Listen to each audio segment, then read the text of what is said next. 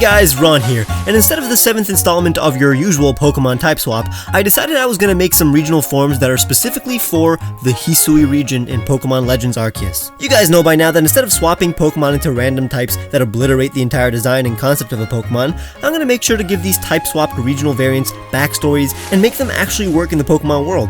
Over the past few iterations, I created regional forms for my own fan-created region, Ason, and that project is completely done, so check out the finished playlist if you haven't. And make sure to see the previous part to see absolute bangers like Steel Ampharos and Grass and Pheasant. I also want to make sure you know that if you support me on Patreon, you get a link to the Patreon Discord, where I give you access to the high-quality, backgroundless images of the Pokemon I make. Maybe that offer sounds good to your ears, I don't know. Even if it doesn't, I hope you enjoy enough to leave a like and subscribe if you haven't. Let's begin. Since Hisuian forms like Zora and Zoroark leaned into these Pokemon's Japanese inspirations, I also want to pick a Pokemon that is based on some kind of Japanese mythological creature, and make that origin more explicit. I've got just the thing. Shiftry.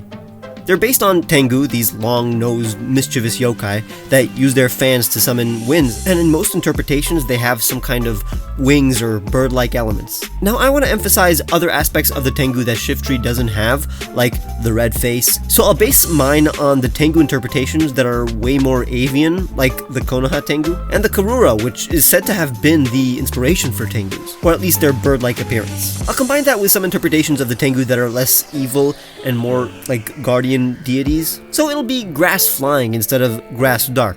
Let's do this. So I'm starting out by making the shapes of its body with longer arms that are spread out. These are its wings with its fan-like leaves as feathers. It'll have a mask-like face and a nose-like beak that droops down. Its bird-like talons will just be the Geta-like feet that Shiftry already has based on the traditional sandals that Tengus wore. It'll have patterns that look like traditional Yamabushi clothes with those balls in the front. Those are actually seeds that Shiftry uses as bombs. He'll have long hair like Shiftry has, but even more inspired by kabuki wigs like Jiraiya. I'm gonna add another seed on the forehead inspired by the Tokin, traditional headwear that the Yamabushi and Tengu wore on their heads. We already have the entire concept here. Now it's time to refine it. It was actually fun smoothing this loose sketch out, but leaving it more sketchy than I usually do to feel like a traditional piece. He'll be completely red with orange leaves and white seeds with a more potent black seed on its head. Behold, Hisuian Shiftry, the tempestuous Pokemon, a grass-flying type. Said to be the original form of Shiftry, they can create walls of physical wind to barricade enemies. There's a constant vent of air surrounding Shiftry's territory, preventing anyone from entering their domain. They protect holy sites and ruins. They rarely interact with humans and prefer to fly when spotted outside of their usual environment. But once humans trespass in what it deems to be its home, it immediately blasts them hundreds of feet away. Groups of Shiftry will whip up hailstorms and blizzards to cover up secret spots where they take care of their young and stash their treasures. As this Pokemon flies over its foes, it drops seed bombs that sprout from its belly. It can shoot sharp needles from its hair and even spores that revitalize withered grounds. This form of Shiftry went into hiding, and their population slowly declined as Hisui began to industrialize and expand. It is believed that modern Shiftry evolved to be more aggressive as humanity's power over the environment grew. Dark-type Shiftry has become more vindictive as humans began to disrespect ancient grounds and forests. Hisuian Shiftry has the abilities Unburden, Early Bird, and Cloud 9. Its shiny is a tiny homage to its Hoennian form. It has a signature move called Wind Wall. It works exactly like Spiky Shield by protecting it from all damaging moves and inflicting damage equal to 1/8 of the opponent's maximum HP. I think I managed to make a more clearly avian Shiftry while still retaining everything that the original Shiftry had. I'm very happy with the pose I picked too. It's a very good angle. The typing was tricky since this could have been a dark flying type, but I was very adamant about the wings being autumn leaves. I hope this design doesn't seem too on the nose. Now I want to make a more natural regional variant, basically a snow version of an existing Pokemon. I went through the Pokedex a bunch of times trying to find a Pokemon that could have winter regional variants, and finally realized that Dwebble could easily just use snow and ice for protection instead of rock. So I'm going to make a Dwebble that literally just rolls up snowballs and lives inside them, that evolves into a Crustle with a big block of ice on its back. I'll try to add other elements instead of just replacing the rock with ice. We're just making a little Dwebble face. Then its arms will be covered in fur like a Yeti crab. Perhaps it's related to Perhaps it's related to I can't say Crabominable. Perhaps it's related to Crabominable. Then fur on its legs and snowball home. Some ice is sticking out of it, some snow is being dragged around behind it. I added some brick patterns to make it look like an igloo. I didn't want it to be inside an actual igloo, so I had an idea that those are just exterior lines that Dwebble carved onto the outside to make it look more hospitable. It's not really made of bricks. This dude will be blue with rosy cheeks. The blood is pooling there because he's cold.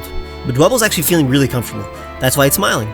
Say hi to Hisuian Dwebble, the Snow-In Pokemon, a bug and ice type. This Pokemon rolls up balls of snow and hollows them out to use as homes. It reinforces the inside of its snow-ins with ice using its frost breath. This Pokemon is incredibly comfortable in the snow with its insulated fur. It easily blends into its snowy surroundings, but when spotted by predators, it enters its snowball and begins to roll away. If the enemy is closing in on Dwebble, its last resort is to throw the snowball at its enemy. These balls of ice and snow are quite painful and usually help deter predators, but leaves Dwebble homeless and agitated. It hastily rolls up a new ball of snow in this vulnerable state. It has the ability Snow Cloak and Ice Body with the hidden ability Weak Armor. Its shiny is clearly inspired by the Unovan counterpart. Honestly, it looks very appropriate. Before designing this form, I was kind of afraid it would simply look like a Dwebble in a ball of snow. I mean, it kind of still does, but I think I was able to differentiate it from the original form by giving it fur and rosy cheeks. While I'm a big Dwebble fan, it has competition with this form now. It's incredibly cute.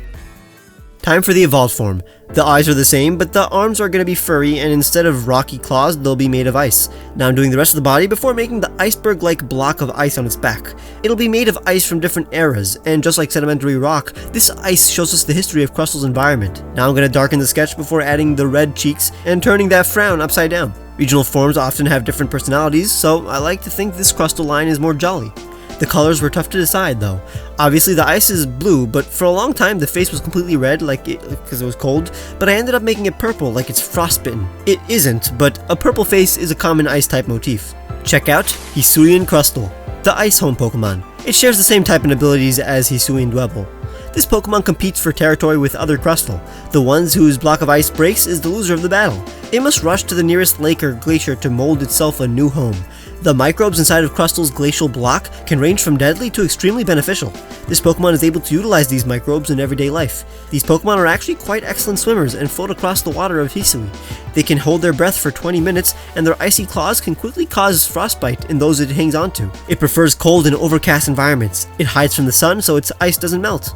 Crustle must consume double the amount of food than its Unovan form in order to accumulate calories and fat that protect it from the elements. Regardless, it's still the fastest form of Crustle as the result of its home being far less dense than a rock. It has been theorized that this population of Crustle was created during the previous ice age when Dwebble began to find less stones and more ice, but as the tundras began to melt, this form of Crustle became extinct. The shiny's body is based on the original Crustle, while its ice block looks incredibly festive.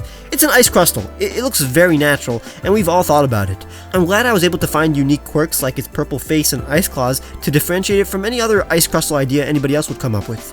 I love how content it looks. It really does make me happy knowing this guy's comfortable.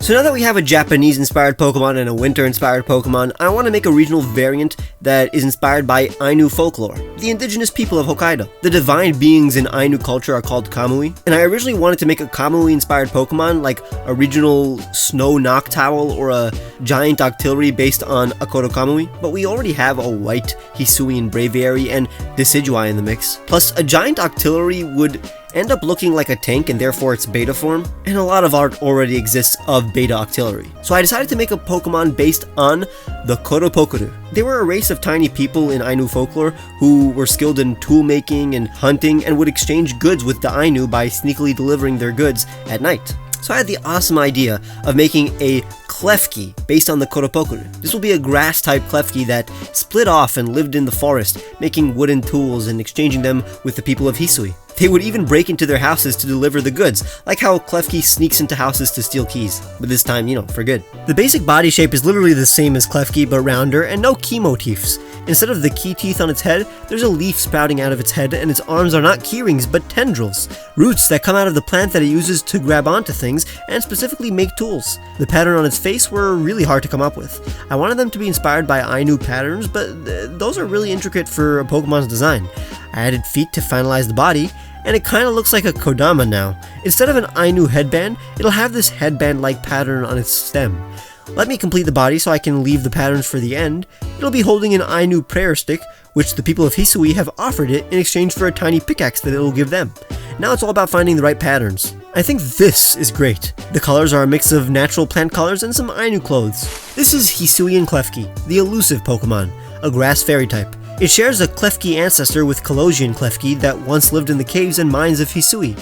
They made tools out of the minerals they ate, but as their diet became scarcer, a bunch of Klefki began to live in Hisui's dense forests. They ate wood and made elaborate wooden tools. Indigenous Hisuians would worship these Klefki, who would use their tools to collect food and make goods for local Hisuians. These Klefki hated to be seen, so they would stealthily deliver their gifts at night by breaking into the homes of their beneficiaries. Well-meaning Hisuians would even create tiny windows at the bottom of their doors so that generous Klefki could easily enter at night. They were also known to have a mischievous side. They would create tiny booby traps that would unleash harmless pranks on humans. Hisuians would play along to make any potential Klefki happy as it washes from the bushes or trees. This was the sole price of Klefki's gifts. Ever since Hisui began to industrialize and chop down the homes of Klefki, these Pokemon have not been seen. Their wooden tools, crafts, and traps still remain scattered across Sinnoh. Honestly, I truly want this Pokemon to exist. Klefki is one of the most enigmatic Pokemon, and having a form like this that explains its lore would be very satisfying. I'm glad I was able to integrate its pranks and every single design aspect of the original Klefki into this one. If you enjoyed, leave a like and subscribe if you haven't. Check out all my other videos and go to the description for the music I used, t-shirts I made for you guys, my Patreon where you can get cool rewards like seeing my videos days early, which you can also do by pressing the join button, and follow me on Twitter where I post previews of my art, and Instagram where I post completed pieces. Bye!